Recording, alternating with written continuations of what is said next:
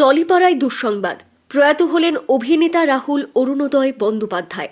শোনা যাচ্ছে রবিবার ভোলে বাবা পারকারিকা ধারাবাহিকে শুটিং করছিলেন ৪৩ বছরের অভিনেতা। দীঘার পার্শ্ববর্তী তালসারিতে জলে নামেন তিনি। কিছুক্ষণ পর হঠাৎই তলিয়ে যান অভিনেতা রাহুল। তড়িঘড়ি টেকনিশিয়ানরা উদ্ধার করেন, তবে যতক্ষণে তাকে উদ্ধার করা হয় ততক্ষণে তিনি প্রাণ হারিয়েছেন বলে জানান টেকনিশিয়ানরা। জলে ডুবে মৃত্যু বলেই প্রাথমিকভাবে মনে করা হচ্ছে। উদ্ধার করে তাকে দীঘা হাসপাতালে নিয়ে যাওয়া হয়েছে। হাসপাতালে যাওয়ার আগেই তার মৃত্যু ঘটেছে জানান ডাক্তার। দীঘা হাসপাতালেই ময়না তদন্ত করা হবে বলে জানা গেছে পুলিশ সূত্রে। ধারাবাহিকে সকলেই তালসারিতে শুটিং করতে গিয়েছিলেন।